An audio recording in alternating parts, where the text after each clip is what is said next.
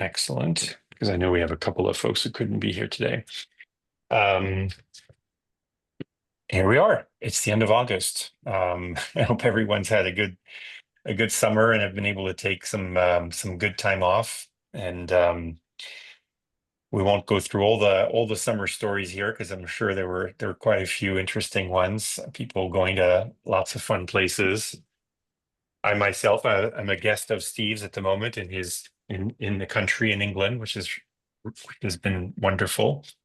And I'm off to Italy actually next week, so I hopefully will see some of you. And I need to reach out actually that now that my schedule is almost all filled out. It's um, a trip where I'm going to Rome. I'm going to meet with our former member from the Spoleto Festival, who's now at the Maxi Museum in Rome. I'm going to try to drum them up to become members again, and then a bunch of meetings in Milan and in actually going to Parma as well. I'm going to see a couple of potential members there. So looking forward to being back in Italy for a little over a week. So it should be a lot of fun. But today I wanted to go over a number of updates, not sort of any single huge topic, but go through kind of a number of different areas just to make sure we're all on the same page on everything that's been going on over the summer and going into the next few months.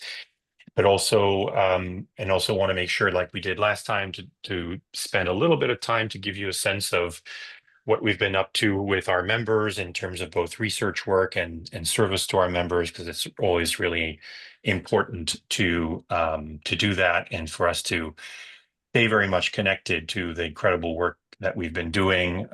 Just you all read the amazing news, for instance, about Paris Theater, which is just one in a series of incredible accomplishments that we've had on the renewal front this year in what remains a really challenging environment. And every time we have an amazing win like this one, it reminds us of how lucky we are to be able to serve these organizations and to have them fight hard to be able to still work with us. And Amelia and Estlin have, did unbelievable job in this particular one. And, to be perfectly honest, having heard where this story started from very personally last year, I can't believe we managed to turn it around and to be in this place now. So again, huge kudos to the two of them and to everyone's work, because at the end of the day, as Estlin so generously pointed out, it is collective work, and it is about the reputation of ABA, and it is about the quality of the work that we're doing. So a huge win. I thought I'd start with another huge win that nobody knows about yet, because I think I've managed to keep it mostly secret for 24 hours. And so I'll share my screen for just a moment. Because I wanted to share with you the join of an important new member that happened just yesterday. So, of course, we continue to be extremely excited about the breadth of ABA and the fact, it contributes so much to our research, to the richness of the membership. And so whenever we have the opportunity to expand where we are present, it makes a huge difference. And in this particular instance, this new join allows us to expand into a completely new area for us, which is the UAE and the Middle East, most specifically. And the new member in question is Al Serkal Avenue.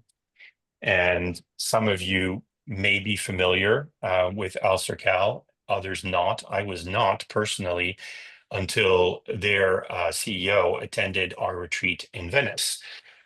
Wonderful lady by the name of Vilma, who actually joined the Venice retreat as a result of a mutual contact with Layla. And Layla brought up, in the context of this mutual contact, the idea of inviting them over to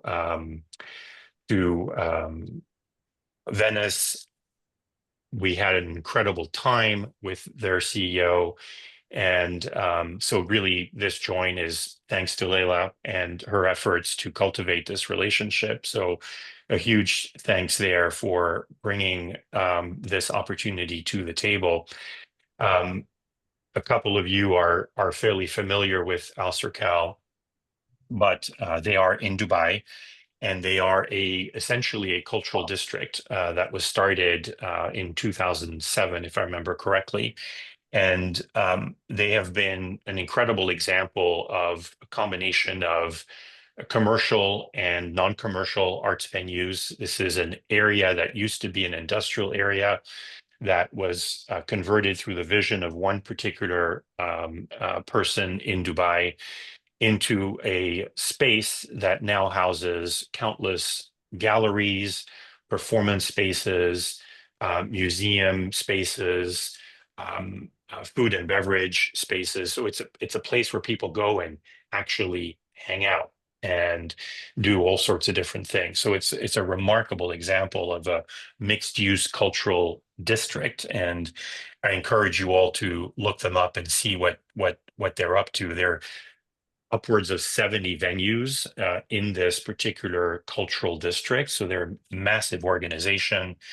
The people who are leading it are very innovative thinkers and constantly pushing the envelope in terms of new initiatives that they're carrying out, even beyond their physical space in Al Serkal Avenue. They, in fact, have a consulting arm of their own that they have created called Al Serkal Consulting. And so this is an unusual member, like so many of our members are in their own ways, and will be just very, very interesting to serve. This is incredibly significant for all sorts of reasons. It is by far the largest member to join ABA this year in terms of contract value. So their join literally in and of itself adds, I think it's almost 30% to the total revenue that we have booked this year, which is a huge step forward for us. It's the biggest member to join since Playhouse Square last year, almost a year ago. It also means that as the third organization to have joined from the Venice retreat, that the Venice retreat has brought in almost $100,000 in revenue, which makes it, I think, potentially, I need to check back, the most successful of our meetings so far in terms of revenue generated. And we still have at least 3 other organizations that we're still pursuing from that Venice retreat. So a lot of exciting things.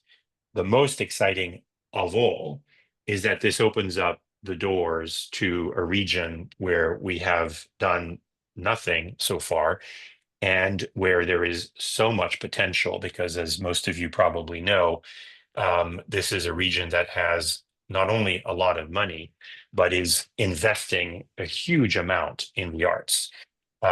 And whether it's Saudi Arabia or the Emirates in general, or that the whole area, it will allow us to push forward conversations that we had begun over the last year with a number of organizations in the area. And they have offered to host an event for us in Dubai in April of next year to introduce us to other organizations in the Middle East who they will invite to their location. The more on that in a few minutes, but this is a win-win-win-win on so many levels in terms of what it means for us. So I thought this was a fun way to start this meeting, because it has so much significance on so many different levels. Leila, as the originator of this opportunity, is there anything you'd like to add about them or what this means? No, I'm just so excited that they've joined. I think it's also another example of how our network referrals can end up in a new member that opens up a lot of possibilities. So just to keep our ears out, because you never know. So this just transpired, I think, a month before the Venice meeting. The meeting was a huge success. I think they saw, being innovative themselves, they saw the value of ABA immediately. So I feel like that sell was facilitated by that, because they have the same sort of mindset as we do. So just very excited to have them on board and to open up an entire new region. Yeah. And I'll just add that if you were to ask me why did Vilma choose to join, to me, it's an obvious answer. She came to Venice and was completely blown away by the quality of the work that was presented there. She said it was the most incredible retreat and event that she had ever attended. She's a really smart woman, completely got our model. And so this is entirely attributable to the quality of the work that we are doing and have been doing, because that is what convinced her to go back home and say, we have to join. So it was, it's again, a really cool story. Any questions or other comments on this before I move on? I guess we've Excellent. said yes to the event, right? Of course. That is going to happen. Yes, and in fact, Just in Leila and case. I are Yeah, in the. Yes, it is going to happen. You'll see it referred to in another slide of mine in a minute. Leila and I are in the process of scheduling a meeting with them to begin the process of laying out the logistics for that. But just huge. Another really big piece of what we're working on the sales side, probably our biggest project at the moment, is what Claire and I have been working on with our partners at Lynch Pinnacle Group, which I have talked to you all about before, and I thought I'd give you a little bit of a status update on that. What we're casually referring to as the philanthropy project. It's the philanthropy project because the whole point of this, for those who are perhaps less familiar, which gives me an opportunity to say hello to our interns, to I think the very first of opportunity for them to join an all ABA meeting, potentially. But the whole point of this was to test the concept that donors, philanthropers in general, might be a source of funding for organizations that might want to join ABA, as opposed to having organizations find money within their operating budgets to be able to do so. And we're testing this concept primarily through one particular sort of pilot initiative, which we are very much viewing as a pilot, because we are hoping that it will lead to other such things, that originated from an idea by our member Greg Cameron at the Joffrey Ballet. And the idea was, find one or more donors that are willing to fund the top 10 North American dance companies to be part of ABA, and ask them, by making the case that them opening up their wallets and contributing a little bit more money is going to have a bigger impact if it's being done to support them being part of ABA than if they were just, throwing in another $50,000 that gets used just for general operating funds. And so that's the concept that we've been testing over the course of the last 2 months. After we partnered with a organization whose job is to open up their Rolodex to identify potential donors, potential philanthropists.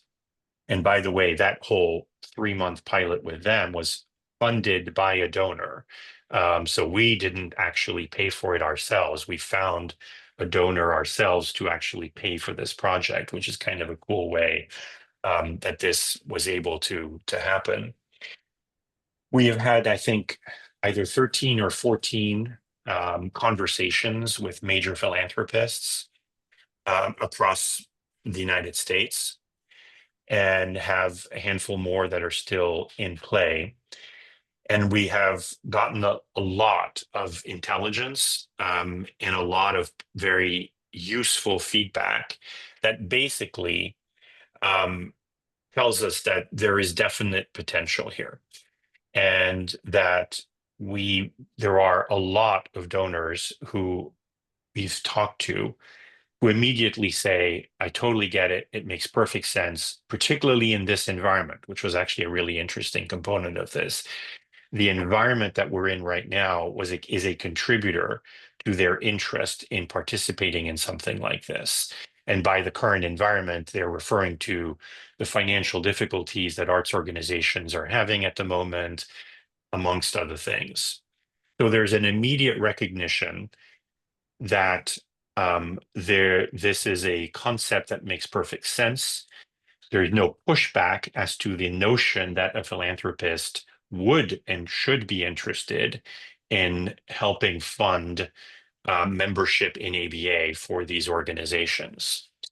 So where we are at this point is we are trying to build a coalition of donors, essentially, who all together will add up to the amount of money necessary to pay for all of the top 10 North American or dance and ballet organizations to join ABA.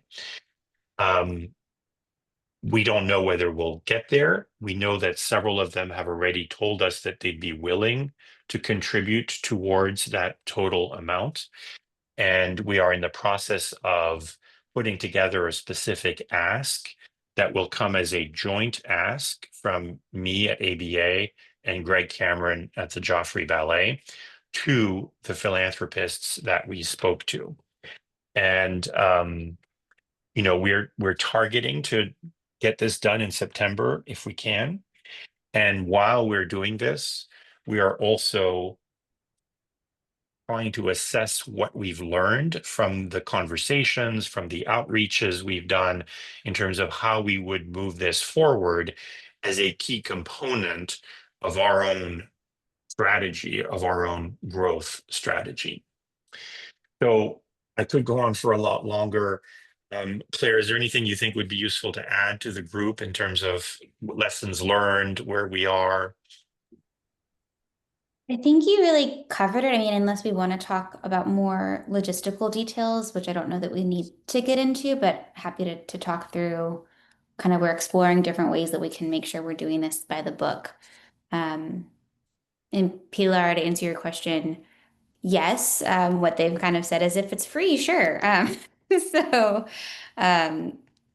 it's been floated verbally, my understanding is verbally by Greg Cameron to this group of his compatriots in his budget size tier within North American ballet companies who have all said, if someone gives this to me, I'd be happy to join, but I'm not really interested in paying for it on my own right now. So the challenge Either not interested or just don't have the money. Yeah. Any other questions or comments?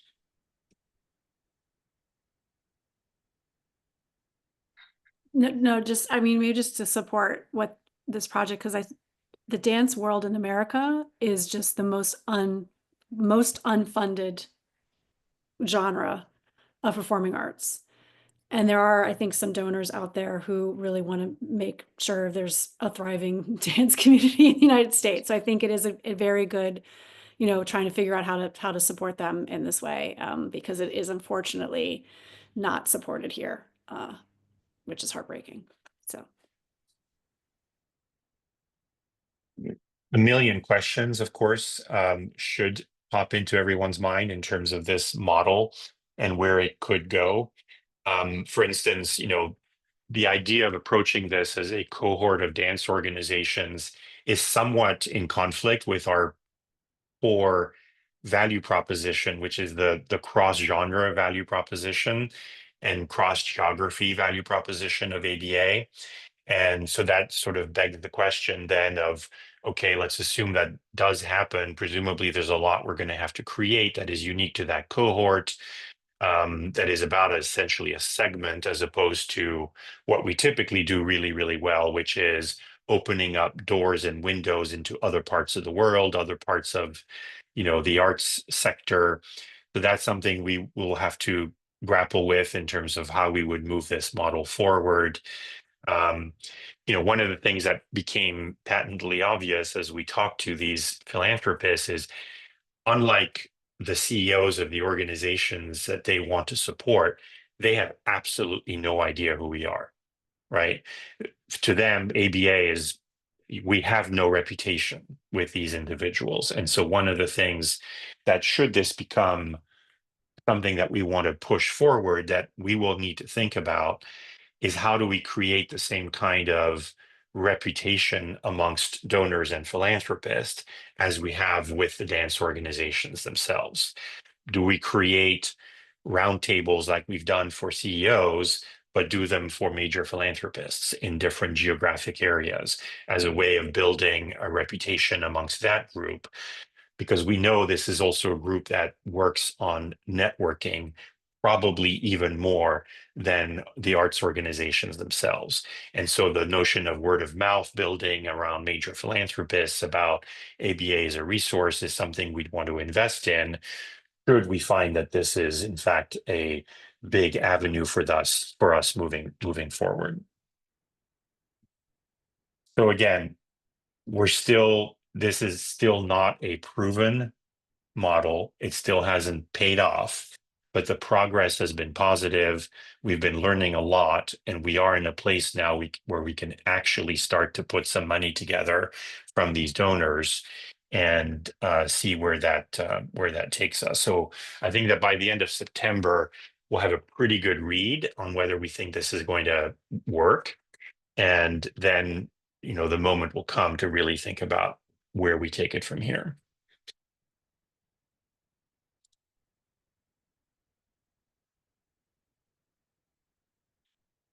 Any other questions or comments on that?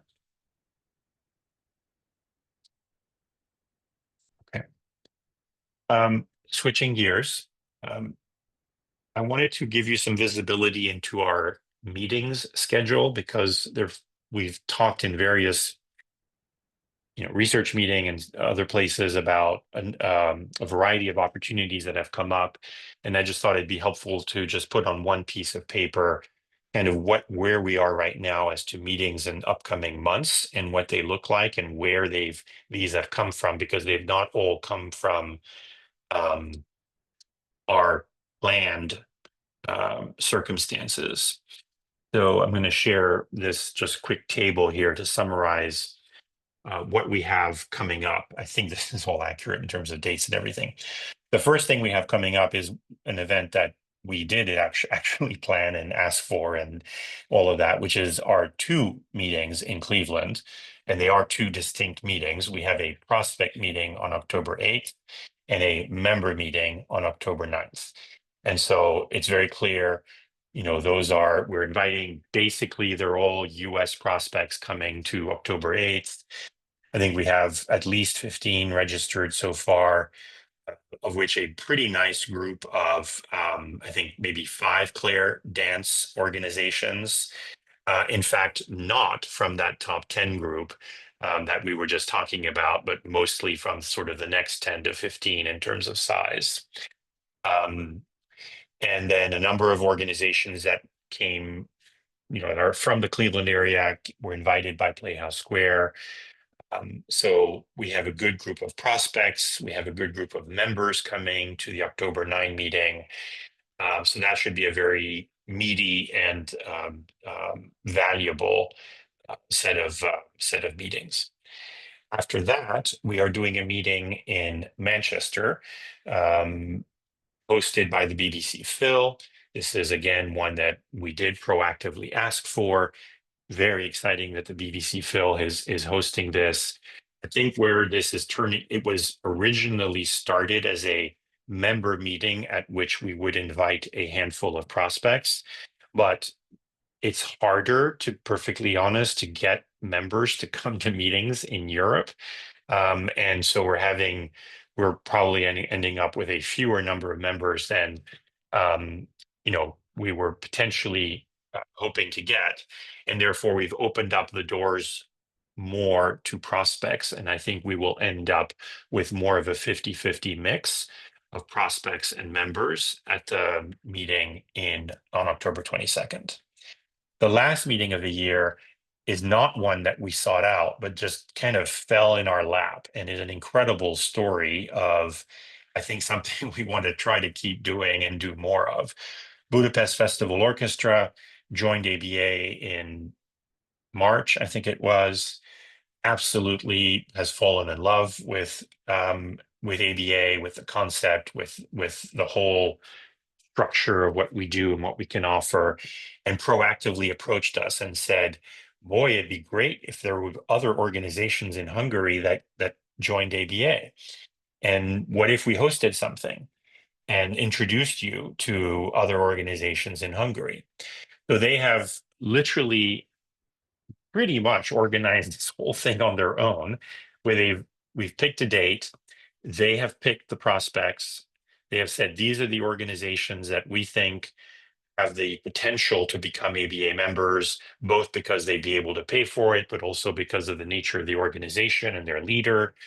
They went ahead and found a location, in that they don't themselves have a location. So they proactively went and spoke to one of the big Budapest museums that themselves therefore become a prospect for us. And this event is being held at that museum.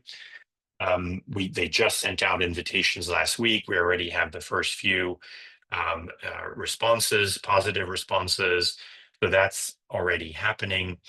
In addition to Hungarian organizations, they've identified a handful of adjoining countries, organizations that they're inviting prospects from. In fact, a very prominent organization in Vienna has already accepted and will be coming to Budapest for this.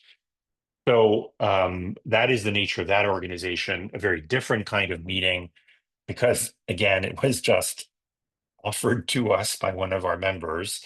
And certainly not a country where we would have said, oh yeah, let's go all out for Hungary.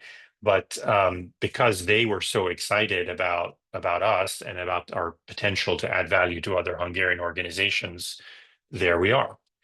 So on November 7th, we will be in Budapest presenting to a group of Hungarian and other prospects, which is super exciting.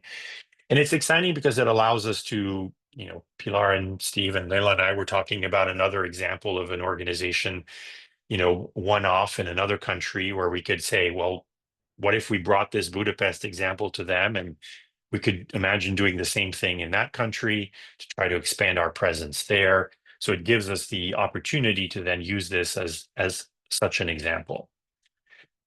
We already have two other essentially semi-confirmed meetings for the first half of next year, and I wanted to give you some visibility into that.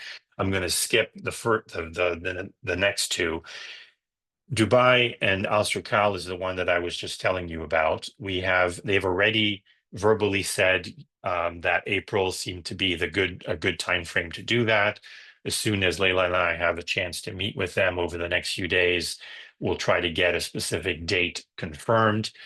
That will have as a focus almost entirely prospects, although we probably will use the opportunity to handpick a few members that we'll want to selectively invite, who we think, probably really high level, very large organizations, and ones where we think having them in the room with a group of other Middle Eastern prospects, would be valuable in terms of telling the ABA story to that group of prospects. But, the 90% of that room will likely be other Middle Eastern organizations that we think could be good prospects for ABA.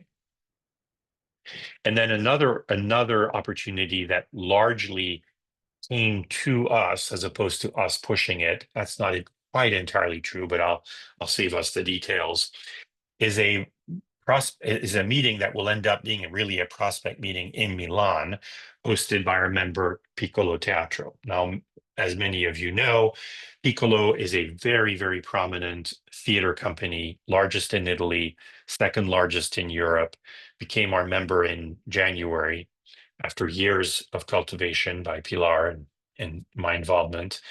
And they have offered to host a meeting, essentially to co-host, and this is really more in the co-host fashion than some of our other co-hosting situations, a meeting of heads of major other European theater companies.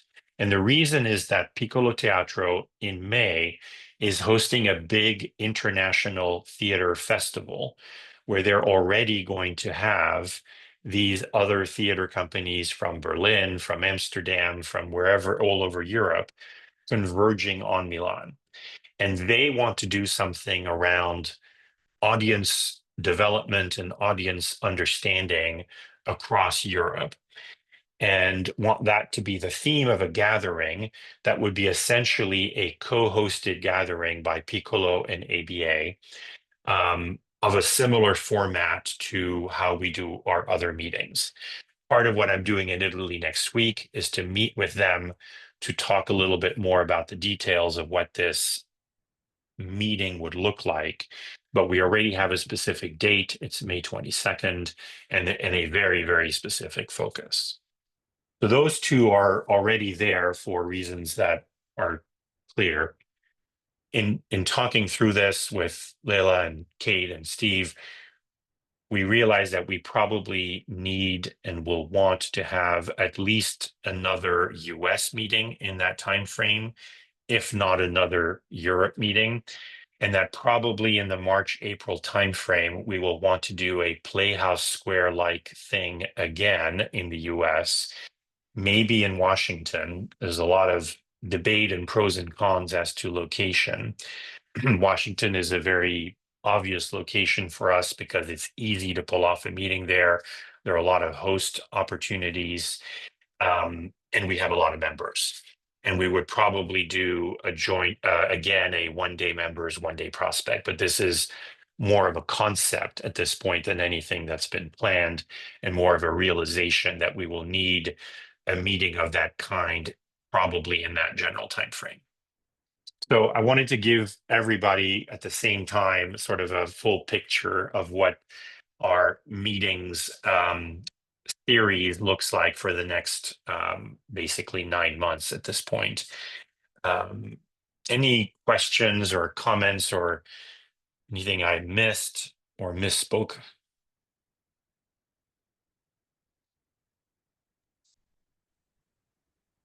One quick question, which was, you had mentioned earlier that Venice was particularly successful. Do you have any thoughts on what made that mix or that location or that set of research particularly effective? It's a good question, and I'll invite anybody who was there to comment. I think the first place I go to, I don't know that the quality of the research that we present at any one of our meetings is necessarily that much higher than another one. They're always very high. And I think I would go to the mix of people and organizations in the room as sort of the key factor. We spend a lot of time trying to curate who is in the room, mix people who don't know each other necessarily, but who we think are going to be very interesting and enjoy meeting each other. I don't think I've told anybody this before yet, but 2 days ago, I had an email exchange with Claire Spencer, who is the former CEO of the Barbican and is now the CEO of the Australian Ballet. And we're trying to get her to join with the Australian Ballet at the moment. And the exchange I had, as I had invited her to the meeting in Cleveland Playhouse Square, she can't attend. But in responding, she said, "I'm really sorry that I can't attend because the gathering that I attended in Venice a year before, when she decided to join at the Barbican, was the most extraordinary event I have ever attended in my entire career. And she said it was just so intellectually stimulating, that the mix of people in the room was so interesting. So it's a testament to how we put these things together. And if I reflect on the conversations we had in Venice this year, I just think the group really kind of had a chemistry and came together in a way where they've not only learned from our research, but learned from each other. So I don't know if others who were there want to share other thoughts, but that's sort of the X factor that I think was most important here. Mm, I would add a few things. One is um, I think last year or perhaps the year before, we started doing the pre-calls, and those pre-calls are started being much more commercial in terms of it was clear and closing call after the meeting, so that kind of tactical approach I think helped. Chris,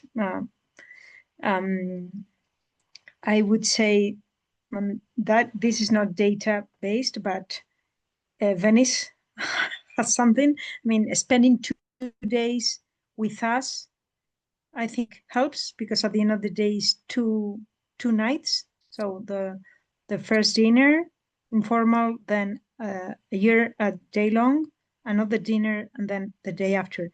So perhaps length has to do with that. Length and content has to do with that.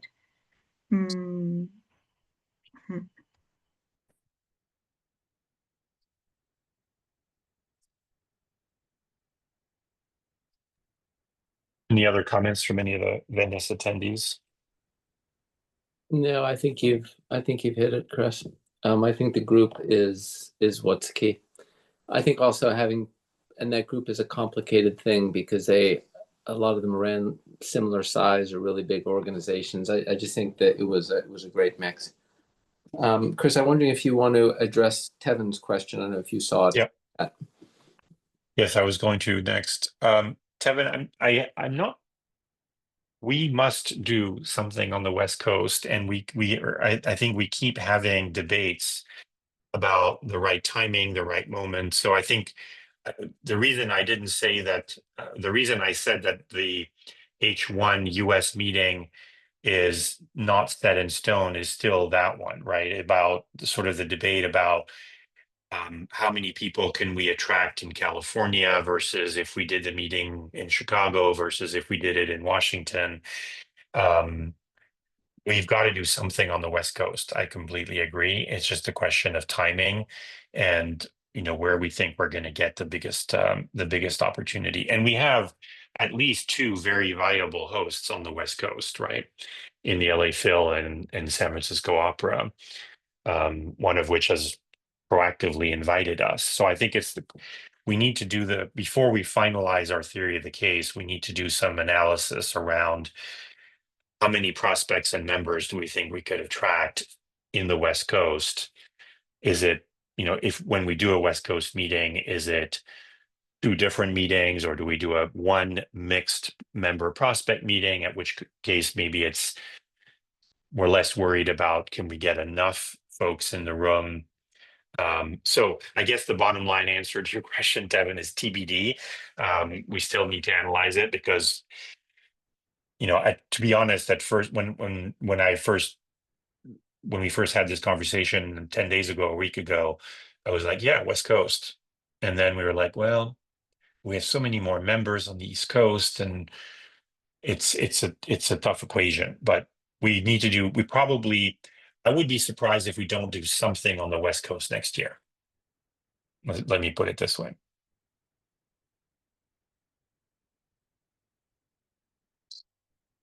Unfortunately, as often is the case, we're running out of time, and I don't want to do the same thing as last month when the folks who were sharing their stories about our work don't have enough time. So I'm going to skip around a little bit.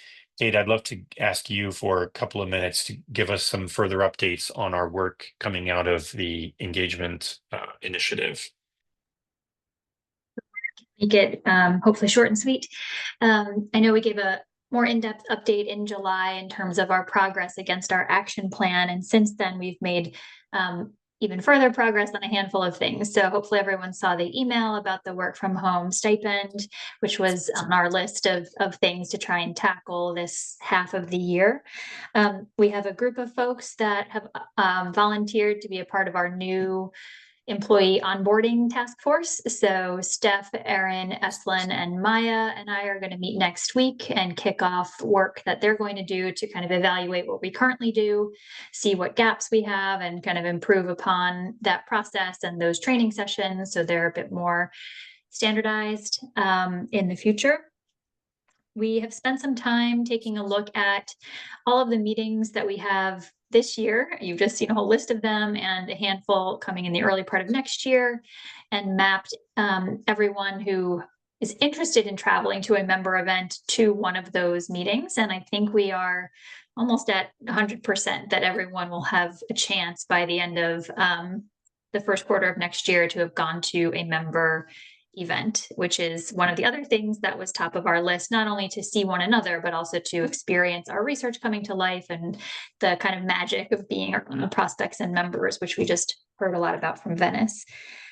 In terms of other next steps, in November, we'll rerun our own employee engagement survey this time. So as opposed to doing the really in-depth interviews that we did to kick off the process last year, we'll move to a survey format this year with comments and feedback, of course, open-ended comments included. And then in December through February, we'll run our performance review process again. So where you provide your own feedback, peer feedback, manager feedback is gathered. We kind of meet and talk through some of that, and then share out feedback and career pathing conversations with all of you in the February timeframe. So those are the things that are next. In terms of the 2025 into 2026 engagement work, love to give Pilar and Maya a break from their role as employee advocates there. And we'll take volunteers from the group if anyone would like to take on that role and responsibility. There's some work in having conversations and analyzing the information and helping us prioritize what's in an action plan, helping kind of leadership focus on the right things, and also engaging all of you in what those action items are. So if anyone is interested, please feel free to Slack me in follow-up. And unless there are questions, Chris, that's it from me. That was amazing. So well done. So efficient. Thank you, Kate. I love for us to continue to share the work that we do with each other, and we asked Fernanda and Claire today to do a little bit of that because frankly there's always so many interesting stories and research and work that we can feature. But Fernanda, perhaps we'll have you start with I believe RHS, right? Yes, I'll tell you a little bit about what we're doing for the RHS. So they commissioned this research because they wanted ideas on how to enhance their visitor experience in their different gardens. So this is not for special events like we did for the Brilliant Day Out study, but rather their day-to-day operation. And to be honest, we got really, really lucky with this project because we got to speak to amazing people. They are doing a lot of amazing things that I think everyone will learn from. So this really started more like an outdoors focused project, but I think it turned out to be quite useful for all types of organizations that receive visitors, that be a museum or a zoo, whatever, regardless if their activities are indoors or outdoors. But just to give you a sense of what's that about. So again, they wanted us to give them very tactical ideas on how to improve the experience in very concrete areas. So they asked us to ask around weather, long queues, retail, etc. And there's a portion of that in the third section of the report. But what we really learned throughout the project, and this is what I wanted to share with you, is that to be able to really, really improve the visitor experience, you really need to take a step back from simply replicating tactics from others to just remove the satisfiers and ideally come up with your own visitor strategy. And this includes creating a visitor-centric culture in the organization. So the first section of the project starts with a case study from our newest member, second newest member, which is the Sydney Opera House. And it's about their visitor experience strategy to sort of inspire others to do the same. And the second section, which is my personal favorite, goes deep into how to create this visitor-centric culture. And here we will talk about visitor understanding, staff training, internal alignment, and also continuous improvement of the journey. And I'll briefly talk about what I think is the star case of this report. I think everyone will agree, but it's the Blenheim Palace. It's a sort of Downton Abbey kind of place in the UK, and they are really the best at continuously improving their visitor journey. So just to give you a little bit of context, they got funding from a government agency in the UK, which is called Innovate UK. And they also partnered with a university, with Oxford Brookes Universities, and together they built what they call the Smart Visitor Management System. And so what they do is that they input a ton of data from various sources. So they put their post-visit surveys, on-site surveys, TripAdvisor reviews, CRM, weather statistics. They have 200 sensors around the place. So they also collect temperature, traffic, sentiment, you know, those smiley faces that we see often at airports. And with this data, they are able to predict what will happen today and also 30 days after. And so they have a very accurate idea of how many people they would likely get on a particular day, at what time will the bathrooms be most crowded, how many people will likely arrive in a car, when will it rain, and so on. And based on these predictions, they place their staff on resources strategically. And also, these predictions are made available to all staff members. So every morning, everyone receives what they call a daily digest. And so it's a short email that says, today we'll have a sunny day. We'll have 1,000 visitors. And so you get all the predictions. And then by the end of the day, they get a daily debrief. So this is what actually happened. And this everyone gets. And also they display this information and also a beautiful dashboard on screens that are hanged in the staff area. So everyone has access to the same information at the same time. And this is not all. They also have real-time AI alarm systems. So for example, if they are running out of sandwiches in the cafeteria, they get an alarm and they can start producing more sandwiches. Is that amazing? Anyway, this is one of the many great examples we learned while doing this research report, and I think it will be useful for everyone. And just so you know, we'll be presenting it soon in the September 30th webinar. So mark that on your calendars.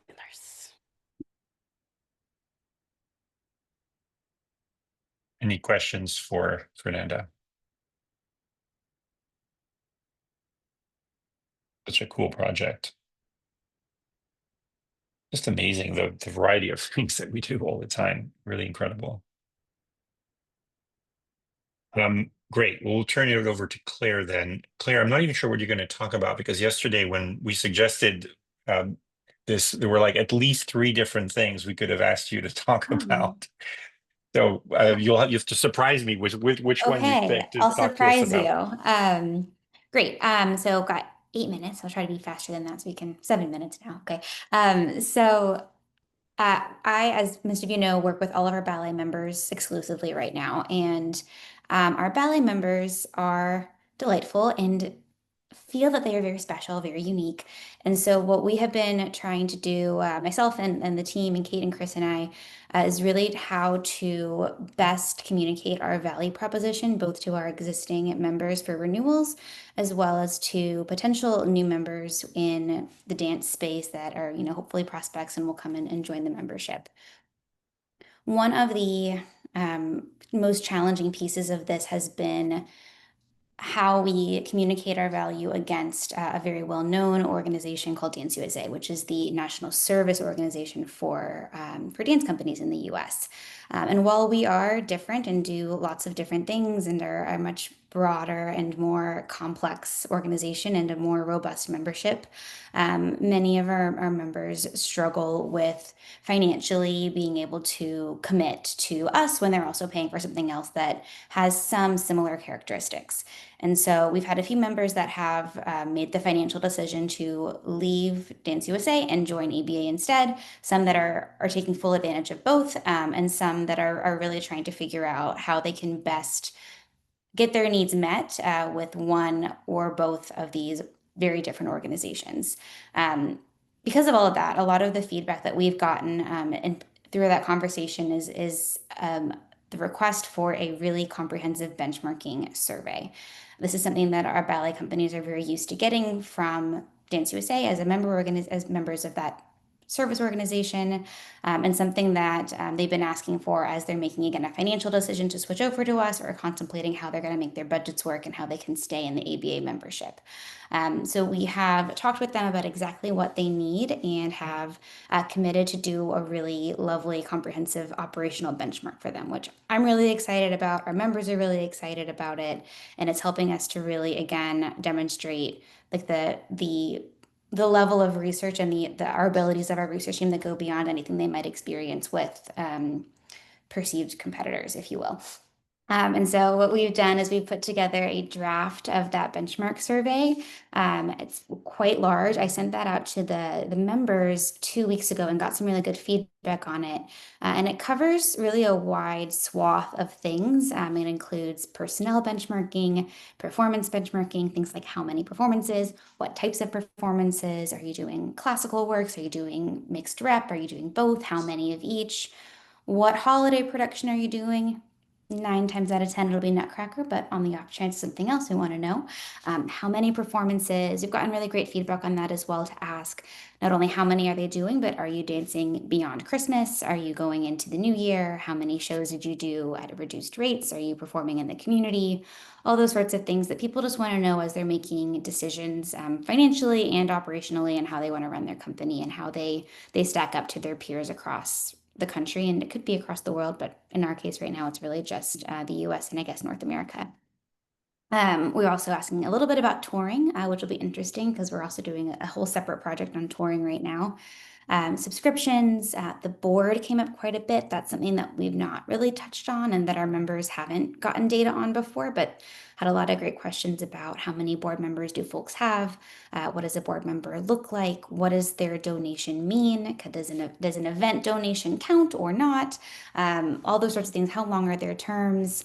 We've gotten a couple questions that we'll add in about donors. And again, I actually didn't say this, but it's not intended to be a financial survey per se, but really operational and how are you approaching these types of things in some very high level numbers. So we're not asking about revenue, but we might ask about how many donors do you have and what was your retention rate? And not necessarily about ticket revenue, but how many seats did you sell in your theater for each of these different types of performances, and how many seats could you have sold? And so what's that percent of the house that you're able to fill? And then the last piece of this is a facilities section. So asking about building ownership. Do you own your building? Or are you renting? How many buildings are you operating? Which goes back to some of the school work we've done on, do you have a satellite school, or are you operating the whole school within the same building? Do you rent out your facilities in any capacity, which I know again touches on. So a lot of the questions we're asking are good data points to have for some of the research that the members have seen, but they're not really able to understand how it fits into their universe. So our plan is to incorporate a bunch of the feedback that we got from the members, and then actually send it out early next year, I believe, or maybe end of this year, right, Layla? To not just our members, but also non-members. So it will serve not only as something to serve our members, which again will kind of kill right now 10 birds with one stone, to get them something delivered, but also serve as a really strong sales piece as well, to be able to show potential members all the work we're doing and the comprehensive level of our data and the value that they would have in joining the membership. So we're really excited about it. I think it'll be a super high level piece, and hopefully we'll make our ballet members really happy and get them to appreciate how we are addressing their needs personally. Okay, 2 minutes to go. That's what we're doing. It's really great. There's so much going on.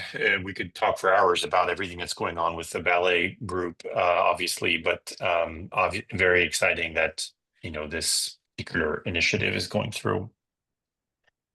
With 2 minutes left, Courtney, you and Tevin and others attended, Lisa attended Tessitura, and we had a really high profile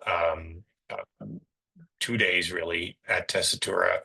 You want to just give us a quick thumbnail for those who may not have heard about the time that was spent there?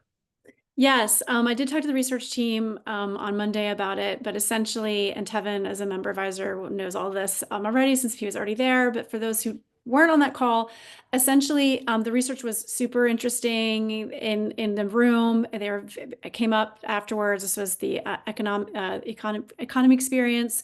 People came up to me and said, wow, that was so interesting. We had a great roundtable or panel with Cookie from Austin Ballet and then Troy from San Francisco, and they talked about how they were using the experience economy. So we got really great intel. So my big message to the research team and member advisors is there's a lot of ROI in terms of how we can either brush up some of our research in terms of the experience economy using some of their references, but also the other meetings that I went to, one specifically Seattle Rep, referenced our research, which then helped them create a whole new strategy and how to bring in new audience members and patrons.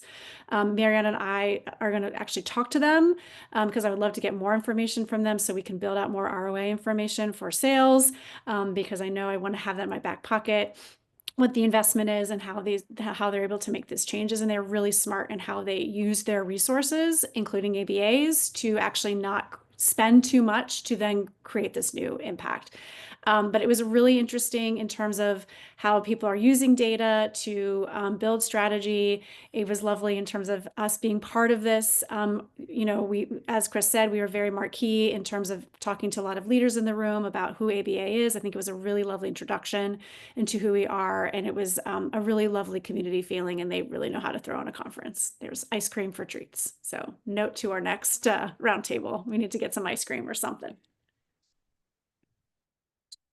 Thank you to all who participated in that and prepared for it. It was a big effort and I think very, very high profile opportunity for us and a continued really strong relationship with Tessitura. In the negative 30 seconds left, I just thought it'd be fun to hear that next week we will be quoted in one of the major French magazines, sort of an equivalent to Time magazine, called L'Express. In next week's issue, there will be a multi-page story about what's going on in the US with arts and culture, and particularly the Smithsonian. And it looks like I will be quoted twice from an interview I did with a reporter there earlier this week. So it'll be nice to have that feature come out next week. So look out for that for all you French speakers and DeepL users. With that, I think we covered almost everything we had to cover. And I want to thank everybody for being here and wish you all a great Labor Day for those who are in the US, and a great start to September for everybody else. Talk to you all and hopefully see you, some of you, in Milan very soon. Bye. Thank you.